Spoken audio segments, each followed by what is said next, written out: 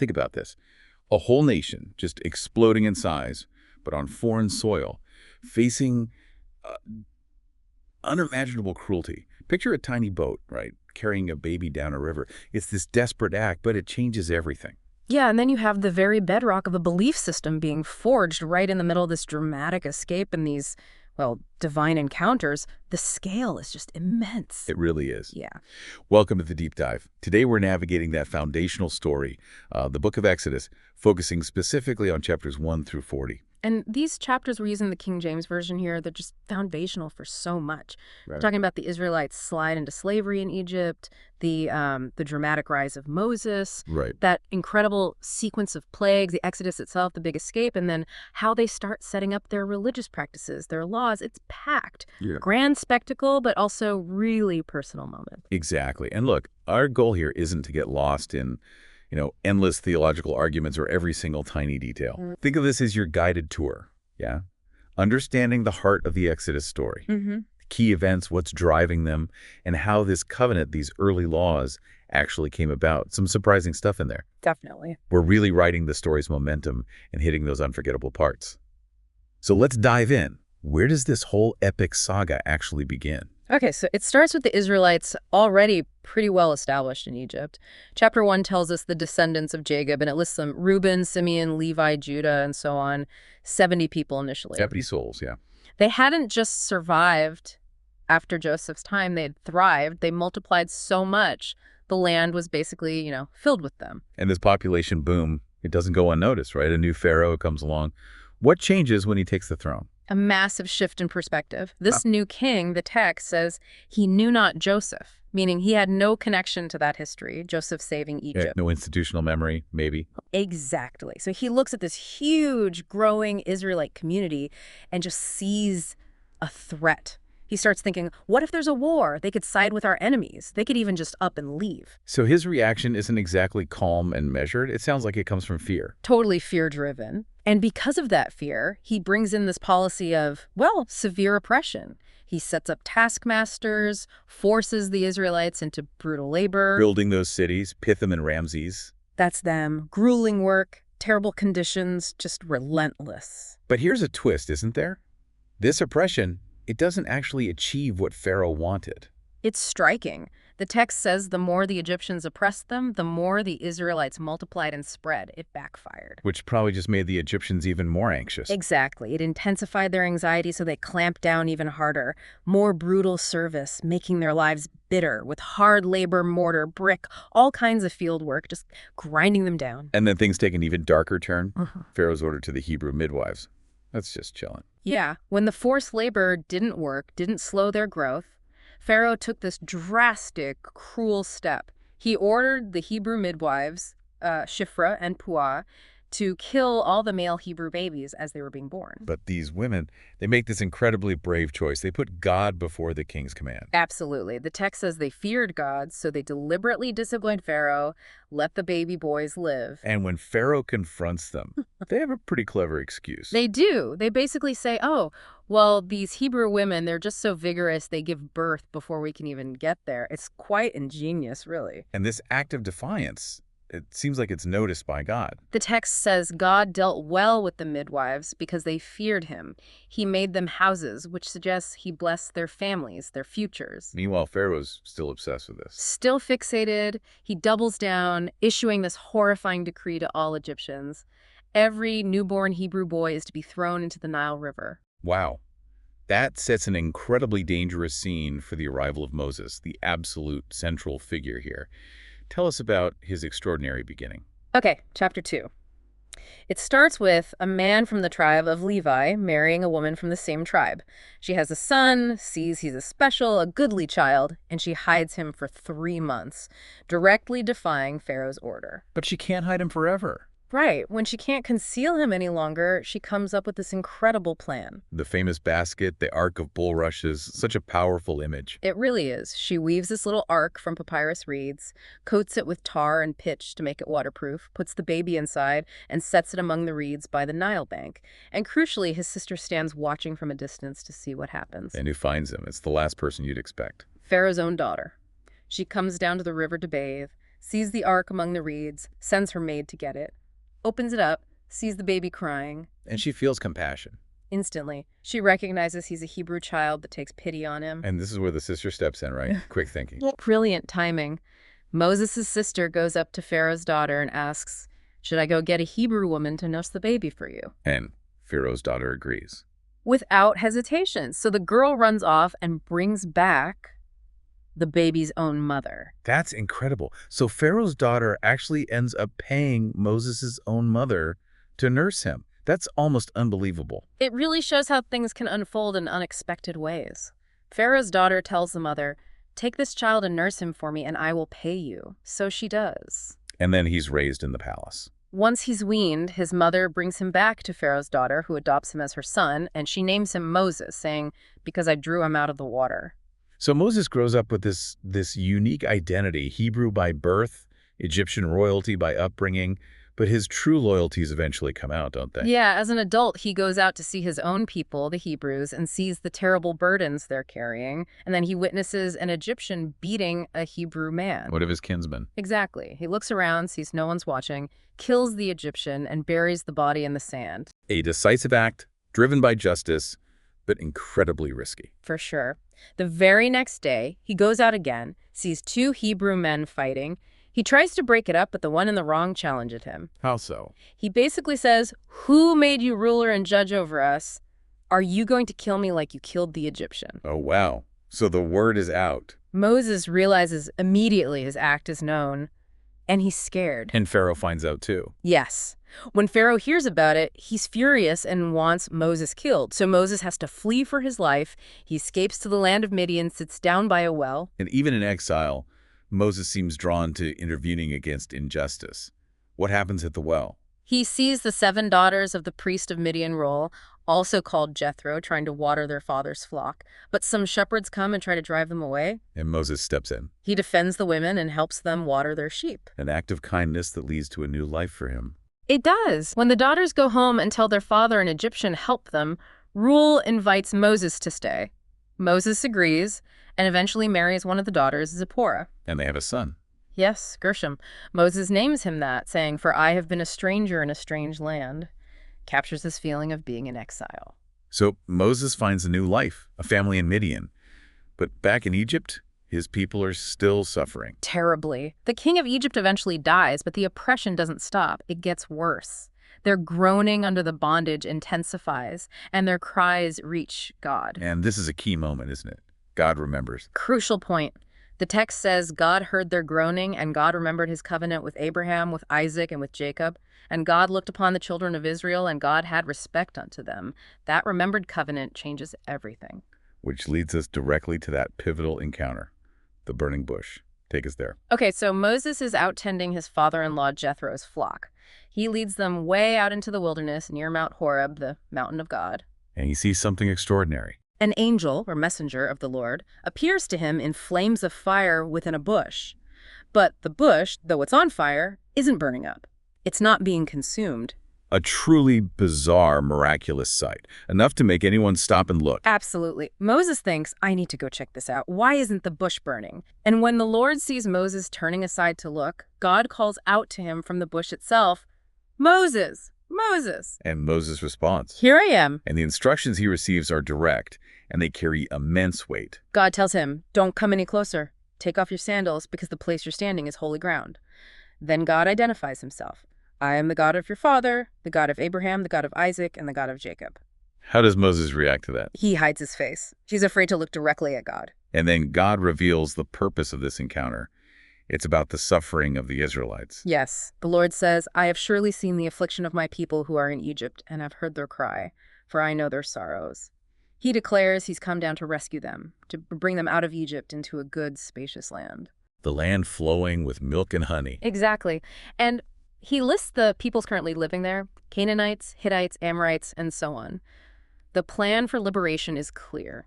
And Moses is chosen to be the instrument of this plan. God's command is direct. "Come now, therefore, and I will send thee unto Pharaoh, that thou mayest bring forth my people, the children of Israel, out of Egypt." But Moses, facing this enormous task, he doubts himself, doesn't he? He questions his ability. Completely. His first reaction is, "Who am I?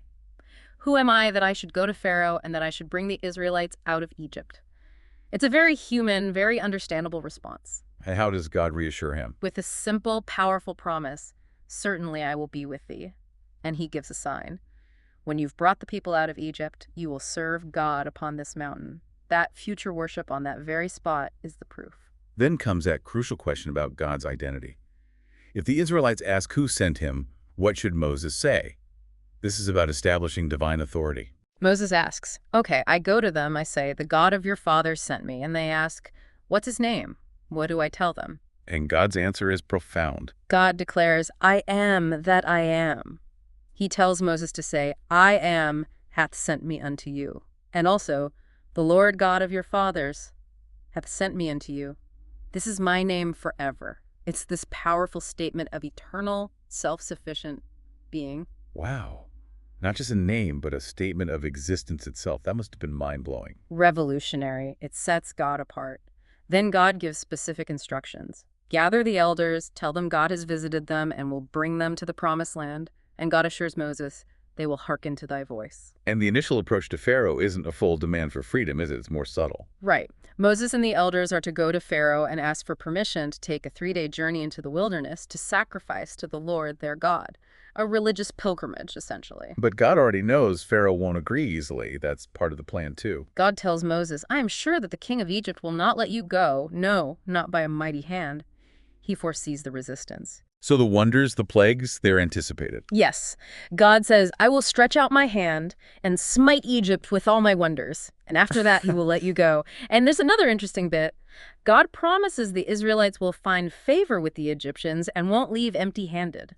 They'll ask for silver, gold, and clothing. Spoiling the Egyptians, as it's often put, a kind of recompense. A form of divine justice, perhaps. It hints at this power shift even before they leave. So Moses has the plan, the assurance, the name, but he still doubts.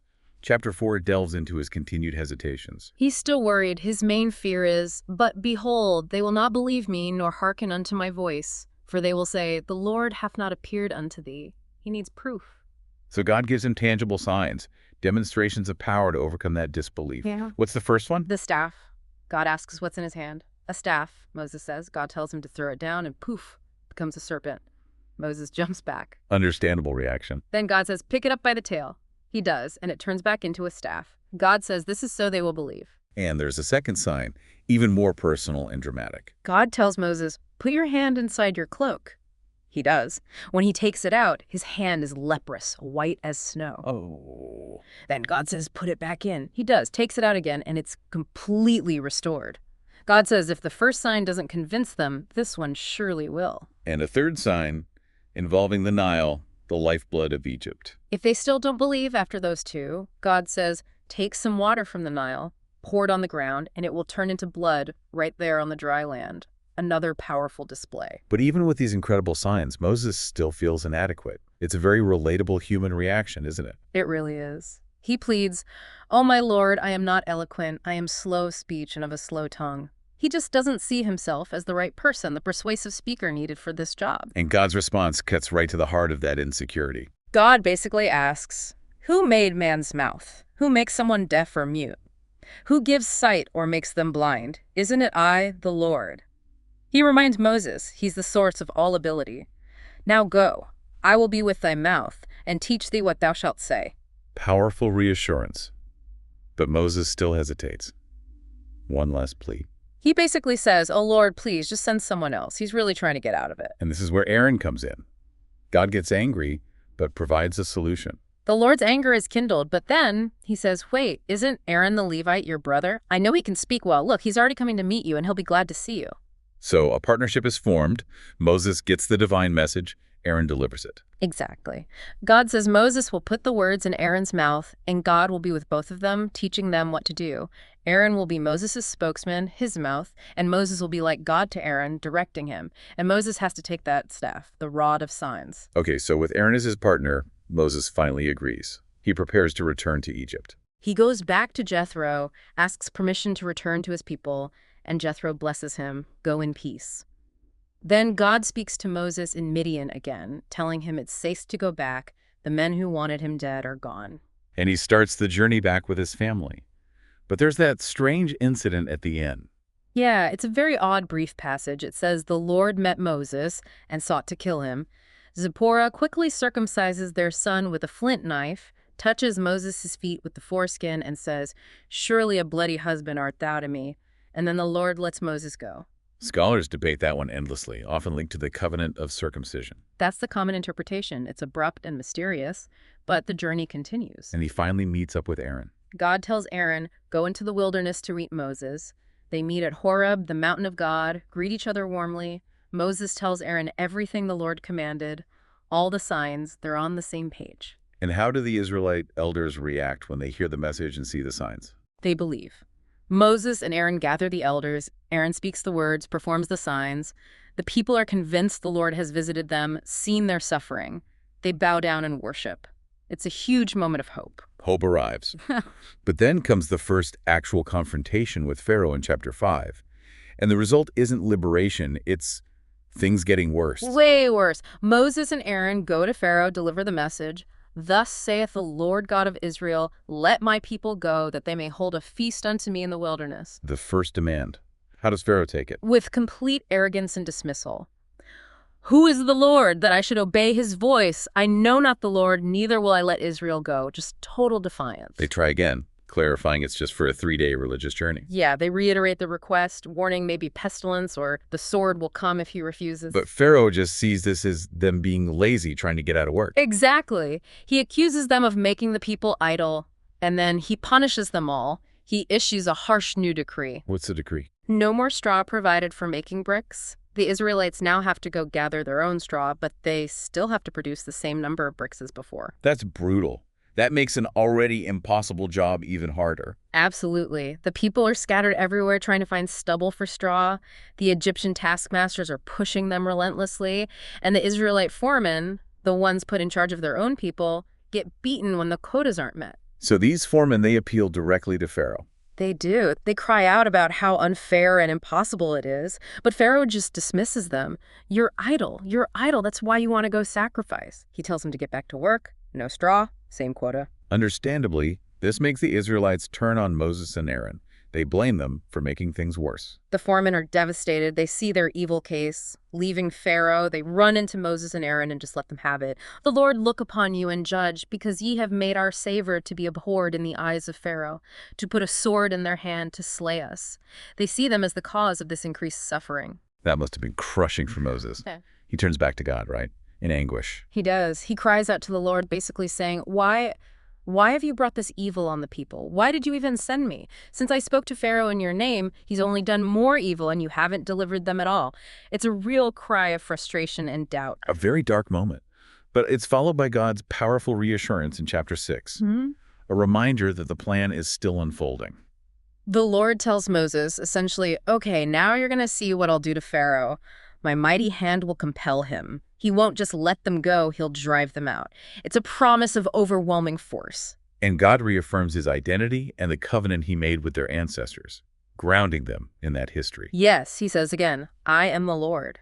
He reminds Moses, he appeared to Abraham, Isaac, and Jacob as God Almighty, El Shaddai, but wasn't fully known to them by his name Yahweh, or Jehovah in KJV.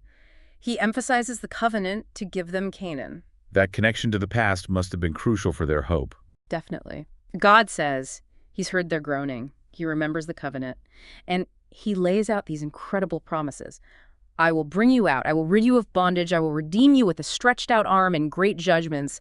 I will take you as my people. I will be your God. I will bring you into the promised land." Huge promises. Redemption, relationship, inheritance. But the people, they're still suffering intensely. Can they even hear this message? It's tough. Moses speaks these words to the Israelites, but the text says, "They hearken not unto Moses for anguish of spirit and for cruel bondage." Their present misery just overshadowed the future promise. Which leads Moses to doubt again, doesn't it? If his own people won't listen, how will Pharaoh? He asks that exact question. "Behold, the children of Israel have not hearkened unto me. How then shall Pharaoh hear me, who am of uncircumcised lips?" He brings up his speech issue again. That insecurity is still there. But God just reiterates the mission. No turning back. The Lord charges Moses and Aaron again. "Go to Pharaoh, bring the Israelites out." Chapter 6 also inserts that genealogy, tracing Moses and Aaron's lineage back through Levi and noting their ages. Moses is 80, Aaron 83. Mature leaders. But Moses still ends the chapter voicing that same concern about his speech. He repeats it. Behold, I am of uncircumcised lips, and how shall Pharaoh hearken unto me? That struggle is real for him. Okay, so this sets the stage for chapter 7. The doubts persist. Pharaoh is defiant. So now the signs of judgment, the plagues, begin in earnest. The Lord clarifies their roles again. See, I have made thee a god to Pharaoh, and Aaron thy brother shall be thy prophet. Moses gets the word, Aaron speaks it. And that theme of Pharaoh's hardened heart comes up again, explicitly part of God's plan. God says, I will harden Pharaoh's heart and multiply my signs and my wonders in Egypt. But Pharaoh won't listen until God lays his hand upon Egypt with great judgments. The purpose, that the Egyptians shall know that I am the Lord. And despite knowing Pharaoh will resist, Moses and Aaron obey. They go and do it. Exactly. Pharaoh demands a miracle. Aaron throws down his staff, and it becomes a serpent. The first real demonstration. But Pharaoh's magicians try to match it, right? A magical showdown. Pharaoh calls his wise men, his sorcerers. They use their secret arts, throw down their staffs, and they also become serpents. A confusing moment, perhaps. But there's a difference. Aaron's staff wins. Right. Aaron's staff swallows up the magician's staffs, a clear sign of superior power, even if Pharaoh chooses to ignore it. And he does ignore it. His heart stays hard, just as God predicted. Yep. As the Lord had said, Pharaoh's heart was hardened. He wouldn't listen. Which leads directly to the first plague. Water into blood. How does that unfold? God tells Moses, meet Pharaoh by the river in the morning, take the staff, strike the water, it'll turn to blood, the fish will die, the river will stink, no one can drink it. And Aaron extends this plague. Yes, God tells Moses to have Aaron stretch his staff over all the waters of Egypt, rivers, streams, ponds, pools, even water in jars. Blood everywhere. The impact must have been immediate, devastating. Catastrophic. Their main water source, polluted. Fish dead, impacting food. Terrible smell, just awful. And again, the magicians try to copy it. They manage to turn some water to blood with their magic. This probably helps Pharaoh rationalize it, makes him think it's not unique, further hardening his heart. So Pharaoh remains indifferent, even with his people suffering. His heart was hardened. He just went back to his palace, didn't take it to heart at all. Leaving the Egyptians scrambling for drinkable water. The text says they had to dig wells beside the Nile to find water they could actually drink. Shows how bad it was. And this lasts for 7 days, a whole week of bloody water. Yet Pharaoh holds firm.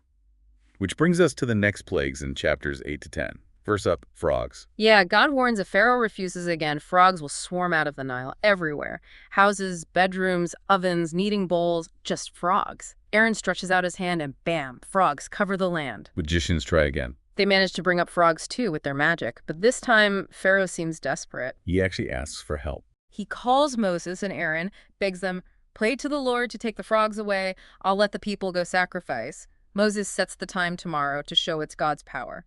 Next day, frogs die everywhere. Heaps of them. Stench is awful. But does Pharaoh keep his word? Nope. Soon as he gets relief, he hardens his heart again. Promise broken. Okay, next plague. Lice or gnats? Aaron strikes the dust of the ground with his staff, and it becomes lice or gnats swarming over people and animals throughout Egypt. Can the magicians match this one? This time, they fail. They tell Pharaoh, this is the finger of God. They recognize it's beyond them. But Pharaoh, Still hardened, doesn't listen. then comes the plague of flies. And here we see a distinction, right? God protects the Israelites. Huge swarms of flies infest Egypt, houses, land, everything. It's ruinous. But the land of Goshen, where the Israelites live, totally spared. No flies there. Pharaoh must notice that. Does he try to negotiate? He sees the difference. He offers a compromise. Okay, sacrifice, but do it here, in Egypt. Moses refuses, saying their sacrifices might offend the Egyptians. He insists on the 3-day journey. Another negotiation attempt, another broken promise. Pharaoh reluctantly agrees. Okay, go, but don't go too far and pray for me. Moses prays. The flies vanish completely, but as soon as the pressure's off, Pharaoh hardens his heart again, won't let them go. The plagues then target Egyptian wealth, their livestock. God sends a severe pestilence, a deadly disease, on their livestock in the fields, horses, donkeys, camels, cattle, sheep. Huge losses for the Egyptians. But again, a distinction for Israel. Clear distinction. Not one animal belonging to the Israelites died. Pharaoh sends investigators, confirms it's true, and yet his heart remains hard. Still refuses. After the livestock, the plagues turn personal, affecting the Egyptians' bodies. Boils. God tells Moses and Aaron, take soot from a furnace, throw it in the air before Pharaoh. It becomes fine dust, causing festering boils to break out on people and animals all over Egypt. Even the magicians. Even them. The boils are so bad, the magicians can't even stand before Moses. But Pharaoh, still hardened, won't listen. 7th plague. Hail. This sounds incredibly destructive. God warns of a terrible hailstorm, worse than anything Egypt has ever seen, mixed with fire or lightning. He actually warns Egyptians who fear his word to bring their servants and livestock indoors for safety. So some Egyptians actually listened. It seems so. Those who feared the word got their people and animals inside. But the hail comes down, devastates everything left in the fields. People, animals, plants, shatters trees. Except in Goshen. Only Goshen is spare, no hail there. This one seems to finally get to Pharaoh, at least for a moment. He seems genuinely shaken. He calls Moses and Aaron, confesses, "This time I have sinned. The Lord is righteous. I and my people are wicked." He begs them to pray for the thunder and hail to stop, promises to let them go. Does he mean it this time? Moses prays. The storm stops. But as soon as the rain, hail, and thunder cease, Pharaoh hardens his heart again, breaks his word again. The text notes the flax and barley were ruined, but wheat and spelt survived as they ripened later. The cycle continues. Next, locusts, devouring whatever the hail missed. God tells Moses, "Stretch out your hand, bring locusts." An east wind blows, bringing an unbelievable swarm so thick they darken the sky. They devour every green thing left in Egypt. Nothing remains. Pharaoh must be desperate now. He calls Moses and Aaron in haste. "I have sinned against the Lord your God and against you. Forgive me just this once. Pray for this death to be taken away." Moses prays. He does. God sends a strong west wind, blows every single locust into the Red Sea, not one left in Egypt. Then Pharaoh. Hardens his heart again, does not let the people go. Unbelievable. The 9th plague. Darkness. This must have been terrifying. A thick, tangible darkness falls over all of Egypt for 3 days. So dark people couldn't see each other, couldn't even move from their places. But the Israelites. They had light in their homes. The contrast couldn't be clearer. Does even this break this? Pharaoh's will completely. He offers another compromise. He calls Moses. "Okay, go, worship the Lord. Your children can go too. Just leave your flocks and herds behind. Like collateral." Moses isn't having that. Nope. Moses insists, "We need our livestock for sacrifices. Not a hoof will be left behind."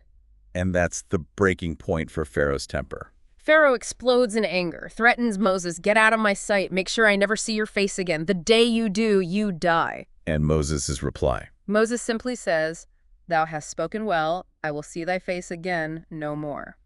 That door is closed. Which sets the stage for the final devastating plague foretold in chapter 11.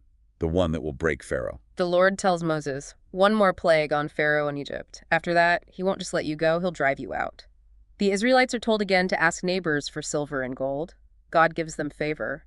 Moses himself is now highly regarded in Egypt. And the nature of this final plague is revealed. It's horrific. Moses announces it. Around midnight, God will go throughout Egypt, and every firstborn son will die.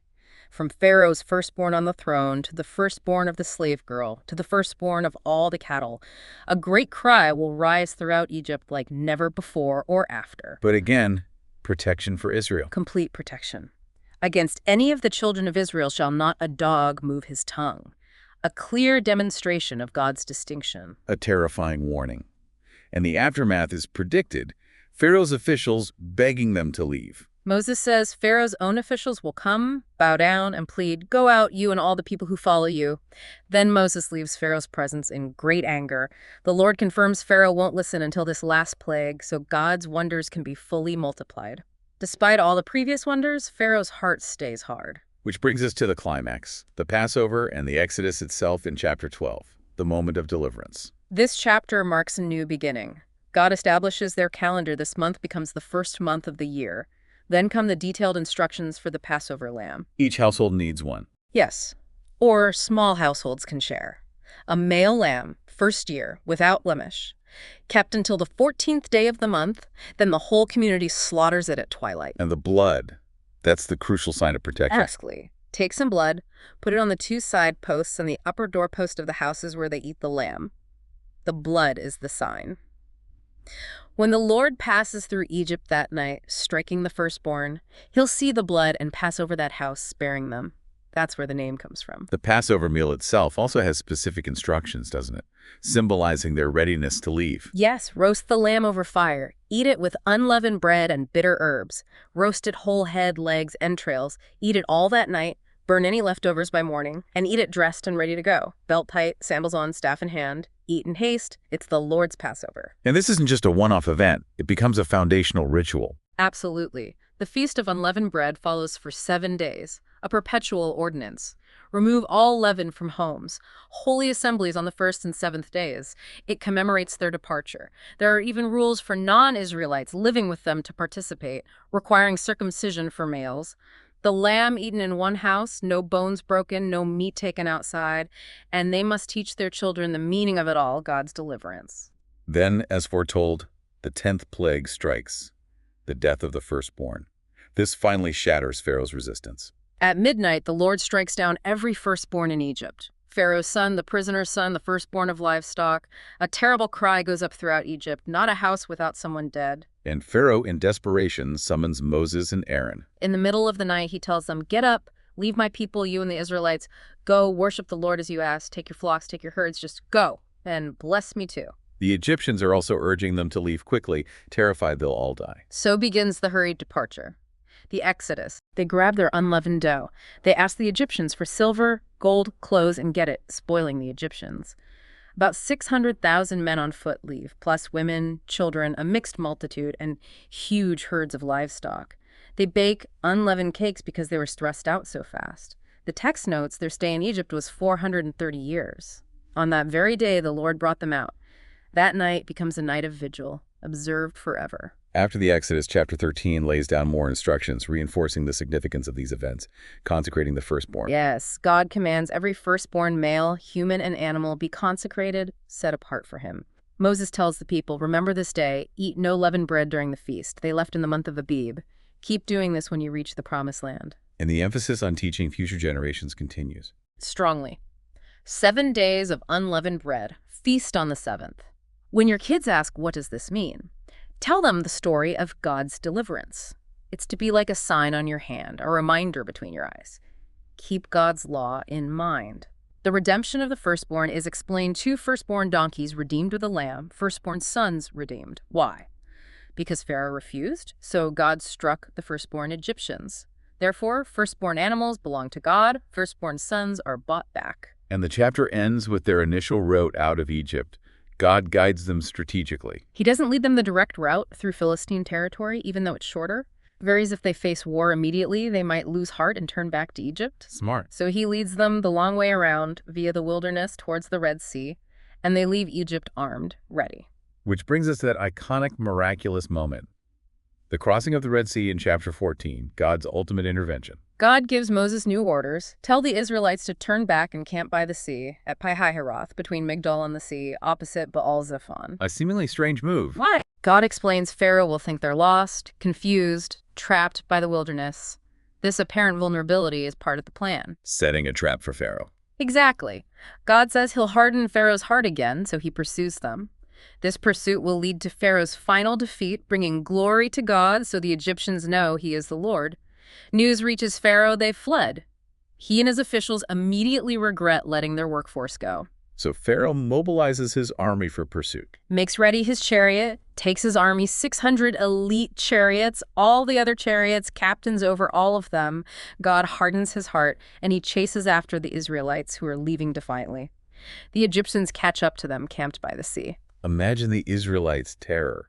Freedom seems so close. Now the entire Egyptian army is bearing down on them, trapped against the sea. They panic, cry out to the Lord, then turn on Moses. "Was it because there were no graves in Egypt that you brought us to the desert to die? Better to serve the Egyptians than die here?" Fear takes over. But Moses holds firm, encourages them to trust God. He tells them, "Fear you not, stand still and see the salvation of the Lord.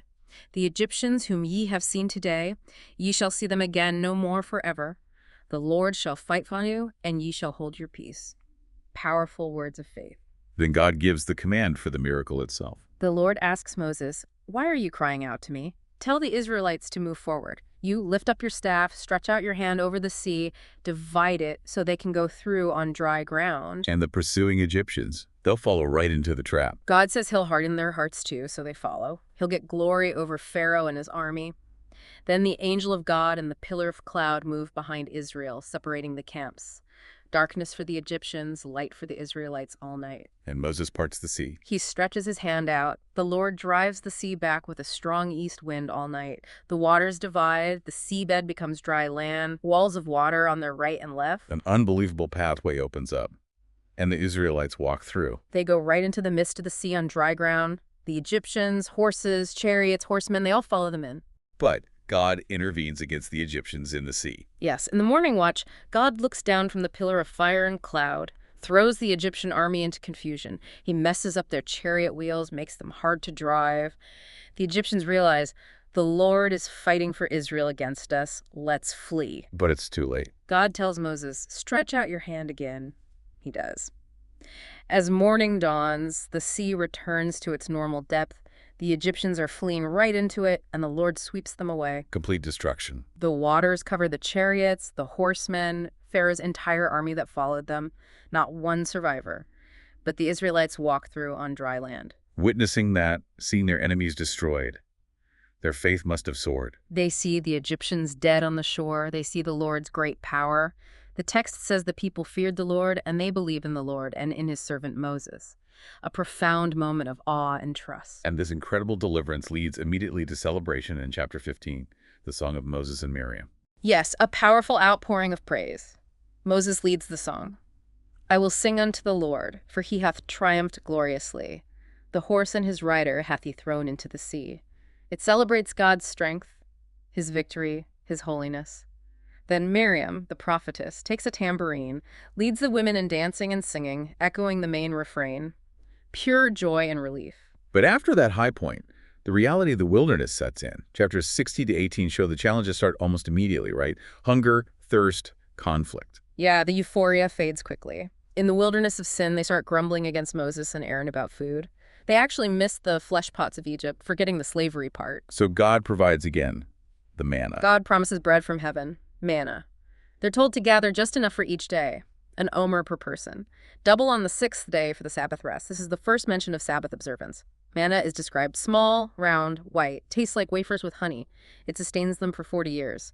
A sample is kept as a memorial. Then water becomes an issue at Rephidim. More complaining. No water. The people quarrel with Moses again. Why did you bring us out of Egypt to kill us and our children and livestock with thirst? Moses cries out to God. And God provides water from a rock. Tells Moses, take the elders, take your staff, go to the rock at Horeb, strike it, water comes gushing out. Moses names the place Massa, testing, and Meribah, quarreling because of their actions. They also face their first military threat, Amalek. Amalek attacks them at Rephidim. Moses tells Joshua, choose men, go fight.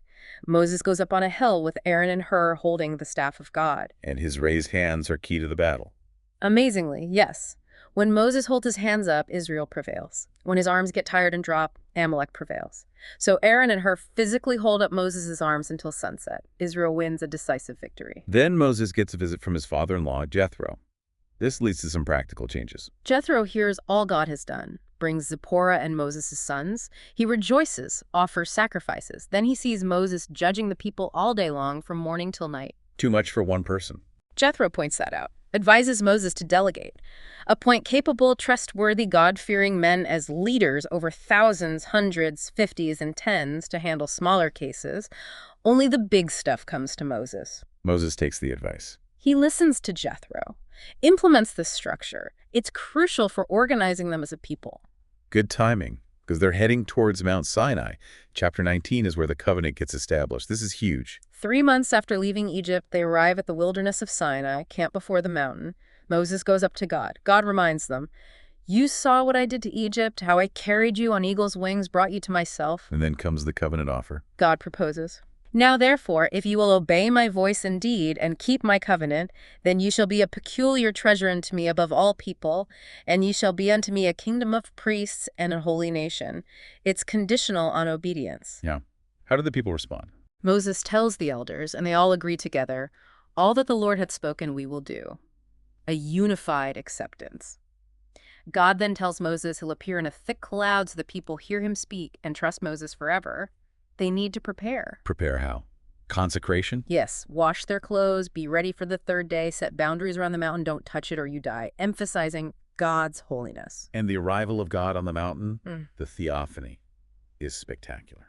Third day morning, thunder, lightning, a thick cloud on the mountain, a very loud trumpet blast. The whole camp trembles. Mount Sinai is covered in smoke because the Lord descended on it in fire.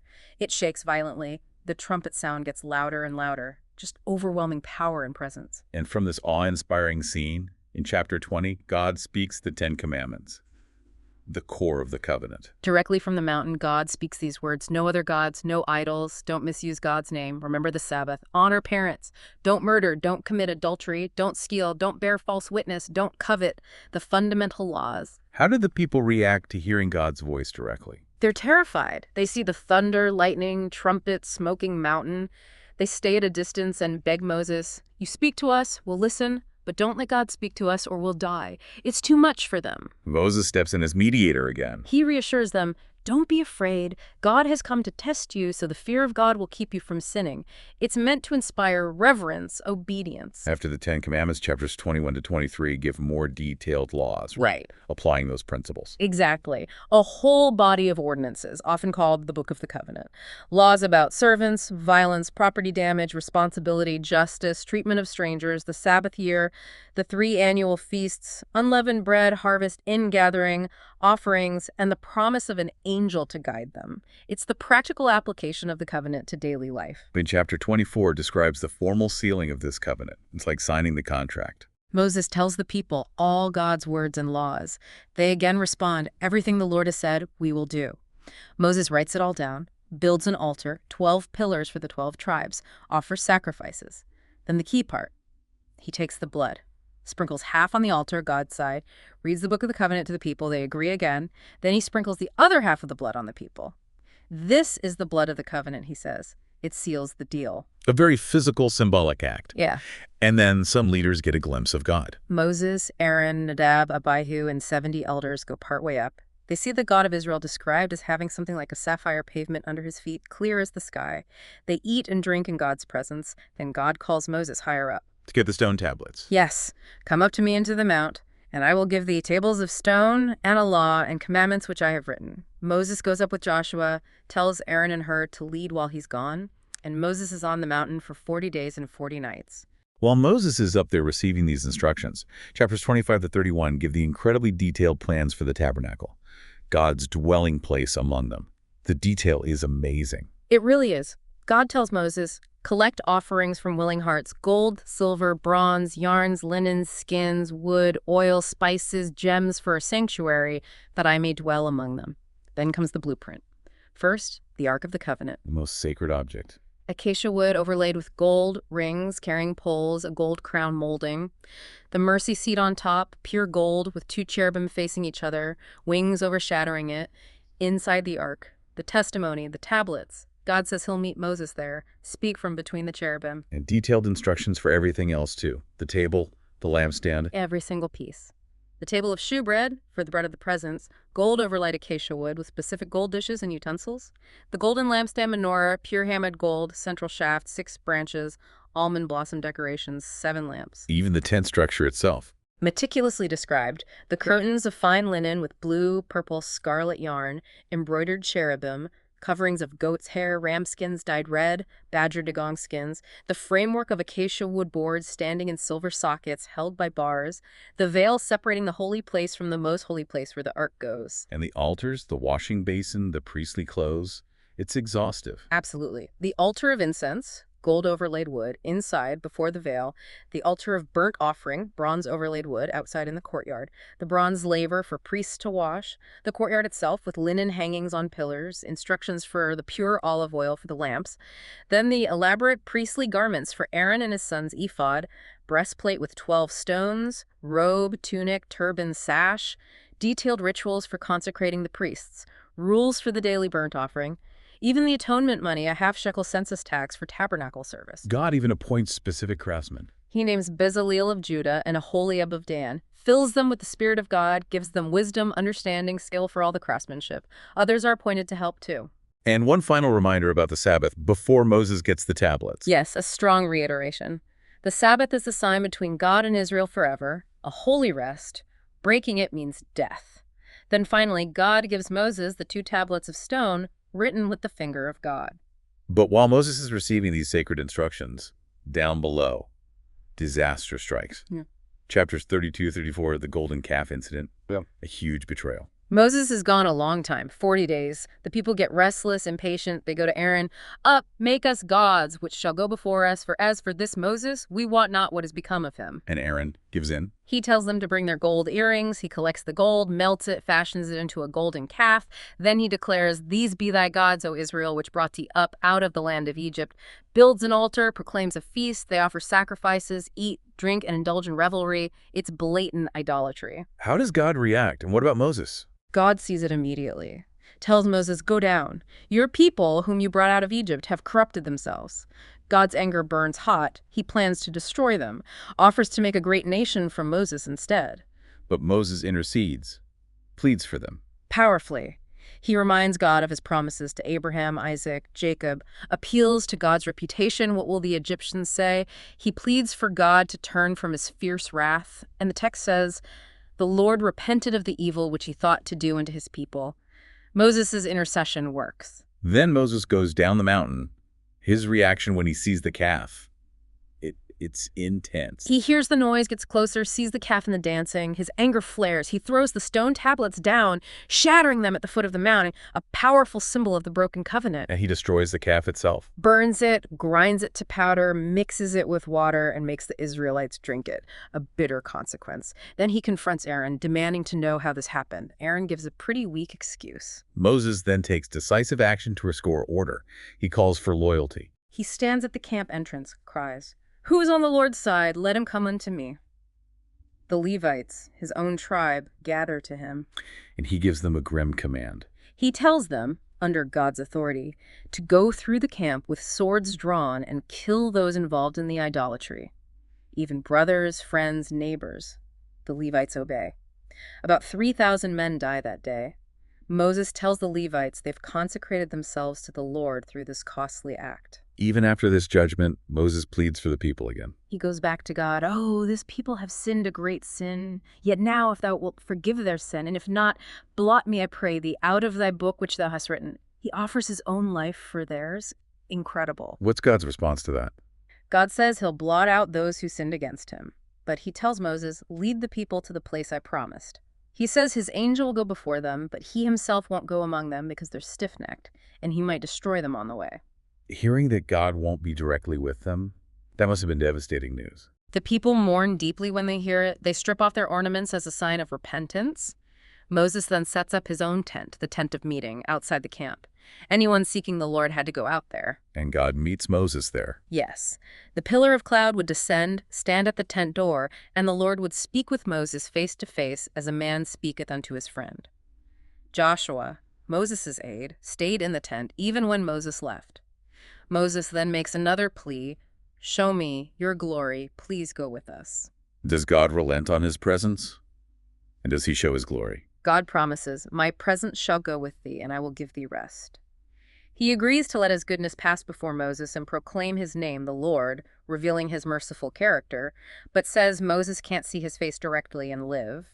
He arranges a way for Moses to glimpse his back as he passes. So the relationship is being restored. This leads to new tablets. God tells Moses, "Hew thee 2 tables of stone like unto the first, and I will write upon these tables the words that were in the first tables which thou breakest." Moses is to come up Sinai again in the morning, alone. And the covenant is renewed. God descends in the cloud, proclaims his name and character, merciful, gracious, long-suffering, abundant in goodness and truth, forgiving iniquity, transgression, and sin, but also just not clearing the guilty. Moses worships, pleads again for God to go among them, pardon them, take them as his inheritance. God then makes the covenant anew, promising marvels, reiterating commands against idolatry, intermarriage, and reminding them of the feasts and Sabbath. Moses is on the mountain for another 40 days. Yes, 40 days and nights again, no food or water, and God writes the 10 Commandments on the new tablets. And when he comes down this time, Something is different about Moses. He comes down with the 2 tablets, and he doesn't realize his face is shining, radiant, because he'd been speaking with God. How do the people react to his glowing face? Aaron and the Israelites see it and are afraid to come near him. Moses calls them over, gives them the commandments. Then he starts putting a veil over his face when he speaks to them, but takes it off when he goes back in to speak with the Lord. Wow. Okay, so the covenant is renewed. Which brings us to the final section, chapters 35 to 40. The actual construction of the tabernacle. Putting those detailed plans into action. Moses gathers everyone, first reiterates the Sabbath command. Then he calls for the freewill offerings for the tabernacle, exactly as God instructed. And the people respond generously this time, after the calf incident. Incredibly generously. Men and women, everyone whose heart was willing, brought gold, silver, bronze, yarns, linen, skins, wood, spices, stones. Wise-hearted women spun yarns. Rulers brought gems and oil. So much so they had to be told to stop. Exactly. The offerings were so abundant, more than enough for all the work, that Moses had to issue a proclamation. Let neither man nor woman make any more work for the offering of the sanctuary. So the people were restrained from bringing. It's quite a turnaround. Then the work begins. Bezaleel, Aholiab, and all the skilled artisans get to work. Chapters 36 through 39 meticulously recount them making everything, piece by piece, exactly according to the pattern God showed Moses. The curtains, coverings, boards, bars, the veil, the ark, the mercy seat, the table, the lampstand, the altars, the laver, the courtyard hangings, and finally, the priestly garments. It emphasizes their careful obedience to every detail. And Moses inspects the finished work. When it's all done, they bring everything to Moses. He examines it all carefully and sees they have done it exactly as the Lord commanded, and Moses blesses them for their faithful work. The final act is setting it all up, assembling God's dwelling place. On the first day of the first month of the 2nd year after leaving Egypt, Moses directs the setup, erecting the structure, placing the ark inside behind the veil, setting up the table, the lampstand, the altars, the laver, hanging all the curtains and screens exactly as commanded. He anoints the tabernacle and everything in it, consecrating it. He also anoints and consecrates Aaron and his sons to serve as priests. And the culmination, God's presence fills the tabernacle. As soon as Moses finishes setting everything up, the cloud covers the tent of meeting, and the glory of the Lord fills the tabernacle. It's so powerful, so overwhelming, that Moses himself cannot enter the tent of meeting. God has officially moved in, so to speak. Exactly. His presence is now visibly dwelling among them, and that cloud becomes their guide. How so? The cloud rested on the tabernacle by day, and at night there was fire in it, visible to all Israel. When the cloud lifted, they knew it was time to break camp and travel. If the cloud stayed put, they stayed put. It guided them throughout all their journeys. So from the depths of slavery in Egypt, through that incredible escape, the giving of the law at Sinai, the failure with the golden calf, the renewal of the covenant, and finally, the building of this sacred space where God's glory dwells. Wow. This deep dive into Exodus 140, it's just shown us an absolutely foundational, epic story. It really is epic. For me, some things that really stand out. The quiet courage of those midwives, Shiphrah and Puah. The sheer, almost unbelievable detail in those tabernacle instructions. And that recurring theme of Pharaoh's hardened heart, almost like a stubborn refusal to see reality. And just the massive transformation from this oppressed group of slaves into a nation with an identity, a covenant with God, and this whole framework for law and worship. Absolutely. That whole narrative arc is just so powerful, isn't it? The escalating tension between Pharaoh and God's will, the miraculous interventions, and this ongoing, sometimes rocky relationship developing between God and this new nation. Yeah, rocky is a good word for it sometimes. It really is, and it grapples with these huge themes: freedom, oppression, faith, doubt, what divine presence even means. Understanding these chapters gives you such crucial background for, well, so much that follows in religious and cultural history. No kidding, it really shapes so much. And it definitely leaves you thinking about the enduring power of this story, doesn't it? That deep human yearning for freedom from injustice, that complex, often mysterious connection between people and the divine. And this whole idea of a chosen people, bound by divine laws. You know, what parts of this ancient story still feel relevant today? What questions does it raise for you about faith or leadership or just the human condition, maybe, that ongoing search for freedom and meaning? It's a story that definitely keeps you thinking long after our deep dive is over.